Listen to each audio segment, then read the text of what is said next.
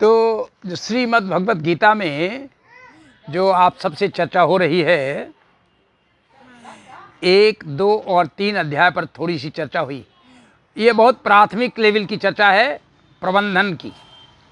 श्रीमद् भगवत गीता में प्रबंधन और आज के विद्यार्थियों के लिए है, जो जिनको जीवन प्रबंधन करना है, और ये सब के लिए है, क्योंकि जो है उन्हीं को पहले में है राज्य के प्रबंधन पर कैसे दुख वो होता है, बहुत दुखी है तो उसका प्रबंधन किया, और फिर दूसरे में सांख्य योग बताया, तीसरे में उसको प्रतिपादित किया, कर्म की बात करी, चौथे में भगवान उसका इतिहास बताते हैं, वही ज्ञान का, और कर्म करने की विधि बताते हैं, स्वास्थ्य का भी प्रबंधन बताते हैं, यज्ञ की भी बात करते हैं और प्राणायाम की बात करते हैं। और आज जान लीजिए कि प्राणायाम से अधिक महत्वपूर्ण स्वास्थ्य के लिए क्या हो सकता है। यदि कोई व्यक्ति 5 मिनट प्राणायाम ठीक से करता है तो बहुत अच्छे से स्वस्थ हो जाएगा। और मैं तो मेडिकल कॉलेज के प्रोफेसर साहब लोगों से कहूँगा और बड़े बड़े संस्थानों से कहूँगा कि प्राणायाम बायोलॉजी पढ़ाएं। प्राणायाम से होता क्या क्या है, हमारे शरीर के भीतर की क्रिया कैसे बदलती है, प्राणायाम फिजियोलॉजी क्या है, और प्राणायाम का हमारे डाइजेशन पर क्या असर पड़ता है, रिस्पायरेटरी सिस्टम पर क्या प्रभाव होता है, हमारे सर्कुलेटरी सिस्टम पर क्या प्रभाव होता है, हमारे बॉडी के इम्यून सिस्टम पर क्या प्रभाव होता है, और कैसे होता है, इसकी क्रियाविधि क्या है, इसकी फिजियोलॉजी क्या है, इसकी मॉर्फोलॉजी भी, फिजियोलॉजी भी, एनाटॉमी भी।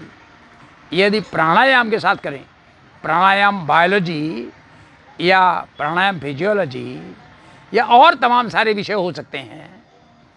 How to relate pranayama with medical sciences, how to relate pranayama with happiness, how to relate pranayama with health, wealth and happiness, ये सब तो इसका सूत्र गीता में मिलता है। लेकिन अभी भगवान ने एक बहुत ऊंची बात कही। आप जानते हैं गीता तो अर्जुन और भगवान कृष्ण के बीच का संवाद है।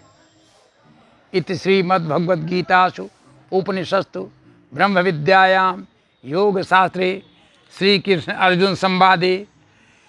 तीसरे अध्याय का नाम था कर्म योग, कर्म योगो नाम तृतीय अध्याय।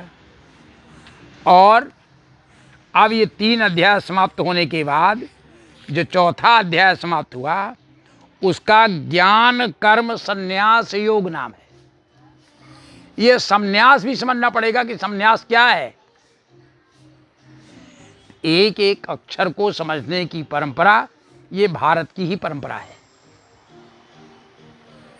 इस परंपरा को जितना ध्यान में रखेंगे उतना ही लाभ मिलेगा, उतना ही ज्ञान बढ़ेगा, और उतना ही हैप्पीनेस बढ़ेगा, उतना ही प्रसन्नता बढ़ेगी, और तब आप दुनिया को अच्छा मार्गदर्शन दे सकेंगे।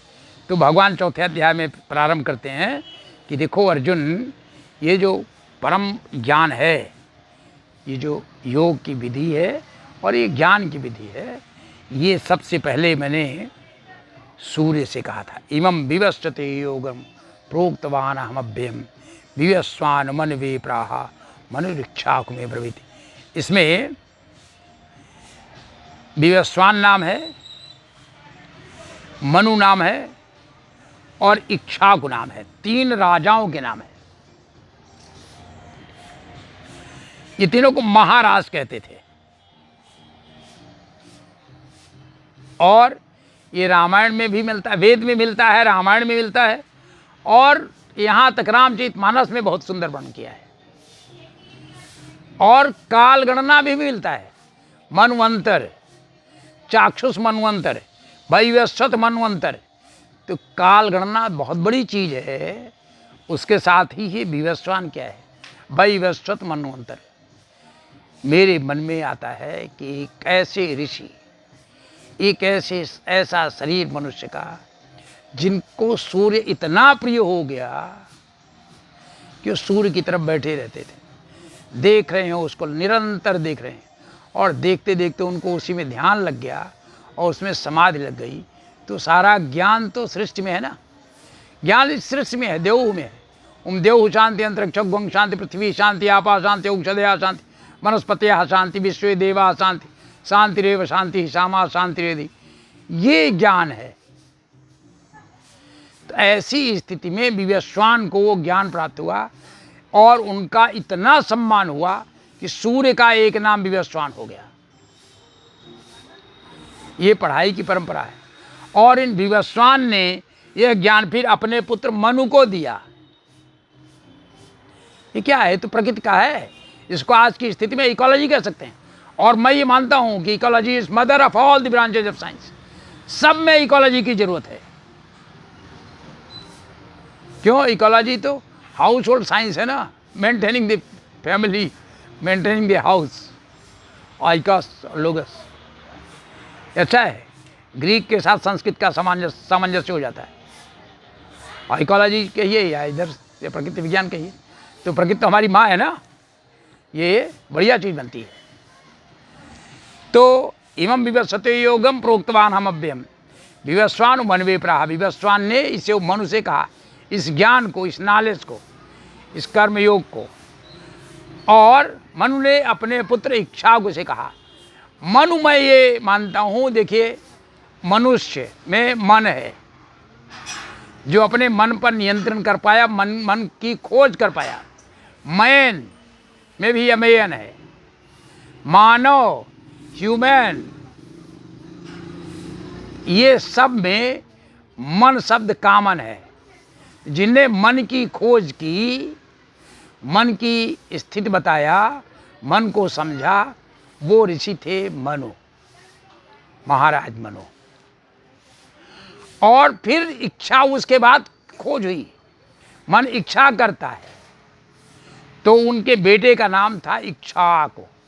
वो हुई इच्छा, इच्छा शक्ति को सब बात जानते हैं। और ये परंपरा में चलता रहा। लेकिन जब प्राकृतिक रूप से एक प्रलय हो गई तो ये ज्ञान नष्ट हो गया। तो ये बात सतयुग की थी। विवस्वते इमं विवस्वते योगदम प्रोक्तवान हम अव्ययम विवस्वान मनवे प्राह मनु इच्छा। तो विवस्वान ने इच्छा को, मनु को बताया, मनु ने इच्छा को बताया, परंपरा चलती रही। और ये परंपरा नष्ट हो गई, राजर्षियों में रही। लेकिन बहुत काल के बाद सकाले ने महता योगो नष्टा परंतप। हे परंतप अर्जुन, हे बहादुर अर्जुन, वीर मेरे मित्र भाई, ये परंपरा नष्ट हो गई। नष्ट होने का क्या है? प्रलय है। इतने तरह की प्रलय हुई, वर्णन भी है। तो सतयुग के बाद, ये द्वापर का किस्सा है ना, तो सतयुग त्रेता में चली, धीरे धीरे चली। तो इसलिए दो सभ्यताओं का वर्णन हुआ। सतयुग का हुआ, फिर त्रेता में राम जी का वर्णन हुआ। लेकिन त्रेता के बाद फिर ये हो गया, प्रलय हुई, वो जल प्रलय। एक बार गर्मी की प्रलय हुई थी, ये ज्वालामुखी की प्रलय। और जैसे जैसे कह सकते हैं क्लाइमेट चेंज का वर्णन भी है। और अब वैज्ञानिक भी कह रहे हैं मनुष्य के उत्पत्ति के पहले भी कई बार प्रलय हो चुकी है, और मनुष्य के उत्पत्ति के बाद भी प्रलय हुई है, एक्सटिंक्शन हुआ है। तो जो एक्सटिंक्शन है, इसको समझना चाहिए। मॉडर्न साइंस, जियोलॉजी भी समझें, एवोल्यूशन भी समझे, पेलेबॉटनी भी समझे, तब ये धीरे धीरे आएगा। अदरवाइज ये बहुत कठिन है। तो कहा, ये ज्ञान आज मैं तुमको दे रहा हूँ। सही वायम में आते दे योगा प्रोक्ता पुरातना भक्तों उसमें सखा चेती रहस्यम एतद उत्तमम। इसका रहस्य जो है, ये जो मर्म है इसका, ये बहुत गूढ़ है, ये गुप्त है, मैं इसको तुम बता रहा हूँ। अर्जुन बहुत अच्छा स्टूडेंट था। उसने कहा, अरे ये सूर्य तो बहुत पुराने हैं और हम आप अभी के हैं, तो ये पुरानी चीज़ आपको कैसे पता? वहाँ पर भगवान कृष्ण ने कहा, और यही भगवत्ता है उनकी। भगवान कृष्ण ने अपने जन्म में जगह जगह पर ये प्रमाण दिया कि उनको सब पता है। और कहा उन्हें कि देखो, हमारे तुम्हारे बहुत सारे जन्म हुए हैं, तुमको जन्म नहीं पता पुराने, हमको पता है।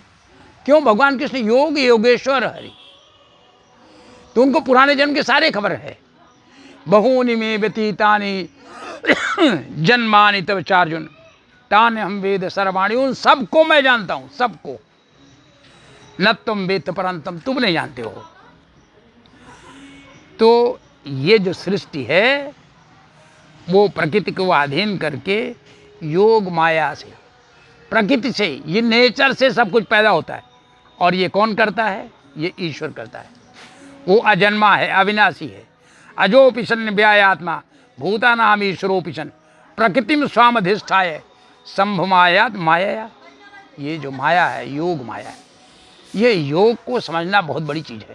योग इतने आनंद की चीज़ है, इतनी बड़ी चीज़, इतनी सुंदर चीज़ है कि इसे सब कुछ पाया जा सकता है, सारा ज्ञान हो जाता है। भुवन ज्ञानम सूर्य संयमात भले हस्ति बला दीनी चंद्रे तारा विहु ज्ञानम ध्रुवे तद्गति ज्ञानम। चाहे काल गणना हो, चाहे जियोलॉजिकल टाइम स्केल हो, चाहे जेनेटिक्स हो, चाहे ह्यूमन साइंस हो, चाहे बिहेवियर हो, सब कुछ योग से अच्छी तरह से जाना जा सकता है और ये आज भी दिख रहा है।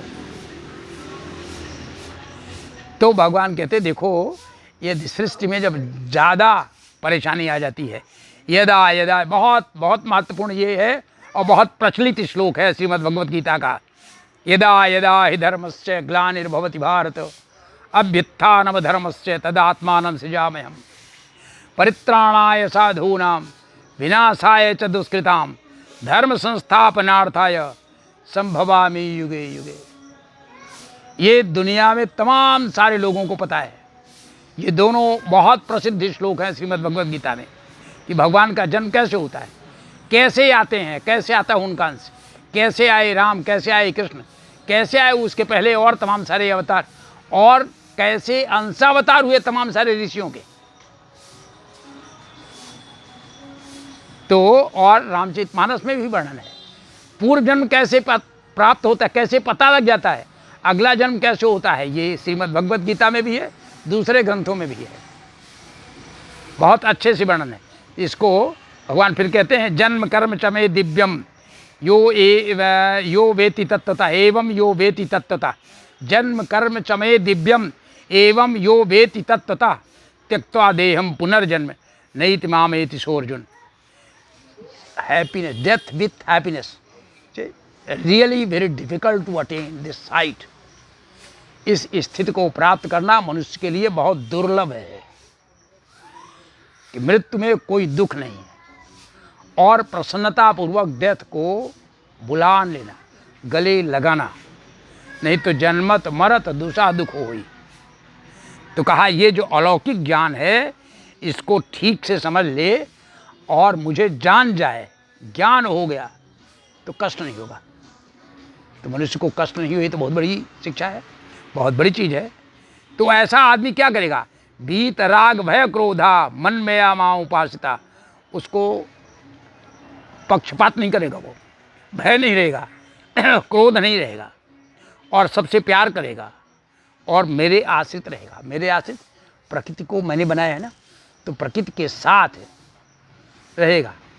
अभी हमने मनुष्य ने इस शताब्दी में 20वीं और 21वीं शताब्दी में जितना प्रकृति के साथ खिलवाड़ किया, जितना नष्ट किया है, ये कल्पना नहीं की जा सकती। और तब वो चाहे वो कार्बन एमिशन की बात करें, चाहे ओजोन लेयर की बात करें, चाहे मनुष्य के हेल्थ की बात करें, सब जगह फेल हो रहे हैं। क्यों? ये imbalance of nature because of your wrong technology, गलत तरीके से कर रहे हैं, इसलिए ऐसा हो रहा है। तो इस पर पूरा का पूरा चौथा अध्याय है, चातुर्वर्ण में सृष्टि गुण कर्म विभाग सा। कर्म तो आपको करना ही पड़ेगा, सबको नॉलेज नहीं हो सकता। कोई नॉलेज वाले हैं, कोई रक्षा करने वाले हैं, कोई बिजनेस करने वाले हैं, तो ये सारे लोग हैं। बिजनेस कम्युनिटी भी है, सर्विस कम्युनिटी भी है, नॉलेज कम्युनिटी भी है, डिफेंस स्टडीज भी है। लेकिन इसमें कर्म में लिप्त नहीं होना है। तो ये जो करते रहेंगे, कर्म क्या है, अकर्म क्या है, कैसे किया जाए, इस सब का वर्णन चौथे अध्याय में बहुत ही सुंदर है। यदृच्छालाभ संतुष्टो द्वंद्वातीतो विमस्रा समः सिद्धाव सिद्धौ चा न कृत्वापि न निबध्यते ब्रह्मार्पणम ब्रह्माग्नौ ब्रह्मणाहुतम ब्रह्मैव तेन गंतव्यम ब्रह्म कर्म समाधिना। ये यज्ञ की बात, और सबसे बड़ी सुंदर चीज इस अध्याय में आई है, यज्ञ के बाद द्रव्य यज्ञ तपो यज्ञ योग तथा परे स्वाध्याय ज्ञान यज्ञाश्च यथा। तो ये अलग अलग तरह के यज्ञ जो आजकल लोग नहीं जान पाते और नहीं करते हैं, इसके नौजवान को जानना चाहिए। जो नए पढ़ने वाले लोग हैं, IITN है, मेडिकल के हैं, मैनेजमेंट के हैं और दूसरे हैं, जो नौजवान हैं, जो स्कूल के बच्चे हैं, इनको ये पढ़ना चाहिए कि क्या है ये ज्ञान यज्ञ बहुत बड़ा है, द्रव्य यज्ञ है, सब कुछ करना चाहिए। और प्राणायाम पर इससे बहुत अच्छे से कहा गया, अपाने जुहोति प्राणे प्राणापानम स्थापरे प्राणायान प्राणापान पनि गति रुद्वा प्राणायाम परायणा अपरे नियताहारा प्राणान प्राणे जुहोति सर्वप्येते यज्ञविदो यज्ञ क्षपित कल्मषा। प्राणायाम से बड़ी चीज़ कुछ नहीं हो सकती। और मैंने इसको जीवन में जिया है, 40-45 साल से देख रहा हूँ, मैं कर रहा हूँ। और प्राणायाम से क्या नहीं मिलता, प्राणायाम से सब कुछ मिलता है। सुंदर शरीर मिलती है, सुंदर वाणी मिलता है, सुंदर ज्ञान मिलता है, और आरोग्य और हल्कापन तो क्या कहना।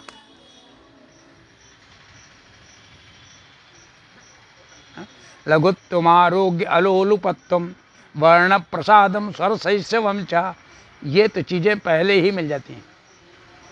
योगा प्रवृत्ति प्रथमा वदंती, ये वेद में लिखा हुआ है। तो यज्ञ की बात किया, कहा फिर गुरु के साथ कैसे पढ़ना चाहिए, तो इसको कहा तद् प्रणिपातेन परिप्रश्नेन सेव्या उपदेक्षन्ति ते ज्ञानम ज्ञानिनस् तत्वदर्शिना। टीचर की वैल्यू बताया।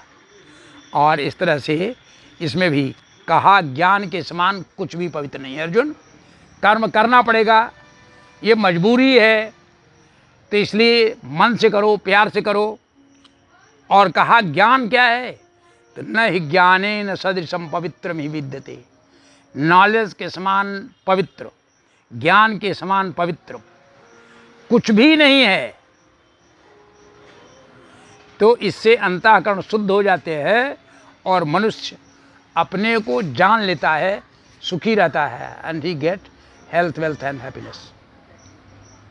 इसलिए मनुष्य के प्रबंधन के लिए गीता आवश्यक है, जानना समझना, नॉलेज भी और कर्म भी। यही है knowledge based sustainable society. United nation में लिख तो देते हैं, क्रियान्वयन ठीक से नहीं करते। ये ज्ञान कैसे प्राप्त होता है, श्रद्धावान लभते ज्ञानम, श्रद्धा होगी तब ज्ञान मिलेगा। तत्परः संयतेन्द्रिय, तत्पर है। और पतंजलि महाराज लिखते हैं तीव्र संवेगा नाम आसन्ना, अपनी इंद्रियों को संयत कर ले। योग चित्तवृत्ति निरोधा, ज्ञानम लब्धा पराम शांति, ज्ञान प्राप्त हो गया तो आपको परम शांति मिलेगी, परम शांति मिलेगी, आनंद आएगा। और यदि आप में श्रद्धा नहीं है, संशय है, तो नष्ट हो जाएंगे। अज्ञश्चा श्रद्धा नश्च संशयात्मा विनश्यति, न अयम लोकोस्ति न परो न सुखम संशयात्मना। संशय करने वाले को न इस लोक में न दूसरे लोक में सुख मिलता है, और संशय करने वाला व्यक्ति का नाश होता है। ये इस तरह से कहा, जो लोग संशय से रहित होकर के परमात्मा को अर्पित कर देते हैं, क्यों, सृष्टि की समस्त शक्तियों का संचालन वही करता है, जिसको श्रीमद् भागवत में कहा गया अहमेवास्मेवाग्रे, जिसको गीता में कहा गया हृदय से अर्जुन तिष्ठति, ईश्वर सर्वभूतानां हृदय से अर्जुन तिष्ठति। यह ईश्वर या ब्रह्म या परमात्मा या भगवान, ये शब्द दिए गए हैं उस तत्व के लिए। वदन्ति तत्तत्त्वविदं तत्त्वं यद अनादिम अव्ययम ब्रह्मेति परमात्मेति भगवान इति शब्दते। यह शब्द दिए गए हैं क्योंकि वर्णन करना है हमको, क्योंकि वहाँ यदि उसको देखे तो न तत्र चक्षुर गच्छति न प्राण न वाक् गच्छति नो मनो न विद्मो न विजानीतो। उसको जानना बहुत डिफिकल्ट है। कितना हो उपकरण लगा दो, कुछ भी करो, क्यों, मन तो हमें परमात्मा ने दिया है ना, हमें आँख तो परमात्मा ने दिया है, तो इन आँखों से थोड़े दिखेगा। मनसा पश्यन्ति योगिनो, इस शरीर से सब कुछ समझ पाना ठीक नहीं है। ये मनुष्य का एक पैरामीटर है, एक लिमिट है। मनुष्य मानव जीवन की एक लिमिट है, वो इतना ही समझ सकता है। इसलिए हे अर्जुन, कर्म करने के लिए अब यहाँ ध्यान देने की बात है कि महान ज्ञानी और महान स्वतंत्रता संग्राम सेनानी, महाजननायक बाल गंगाधर तिलक जेल में रह करके गीता रहस्य लिखते हैं। और बहुत विपत्ति के समय, और मैंने कहा था विपत्ति के समय भगवान याद आते हैं और काम करते हैं। उस महान विपत्ति में जेल में रह करके तिलक लिखते हैं गीता रहस्य, और उसको कहते हैं ये कर्म योग है। उसका नाम दे दिया कर्मयोग शास्त्र। और यहाँ भगवान कहते हैं इसलिए उठो, कर्म करो। तस्मा ज्ञान संभूतम हृत्सम ज्ञानासीनात्मनः चित्तैनम संशयम योगम आतिष्ठो तिष्ठ भारत। आओ और संशय का विवेक रूपी ज्ञान से इसका छेदन करो। कोई कंफ्यूजन मत रखो, don't confuse it. Take decision, take firm decision and fight against all type of corruptions, ego and जो गंदी चीज़ें हैं संसार में, उन सब के खिलाफ युद्ध करो। यह युद्ध निरंतर चलता रहा है, यह युद्ध निरंतर चलता रहेगा। इसका यदि हम चाहते हैं इसको ठीक से समझना, तो गीता में प्रबंधन हमको समझना पड़ेगा। आपने ध्यान से सुना, मैं आप सबका बहुत आभारी हूँ, धन्यवाद देता हूँ। और मुझे बताते रहिए, यदि कुछ आप बता सकते हैं, सजेस्ट कर सकते हैं, तो आपका मैं आभारी रहूँगा। नमस्कार।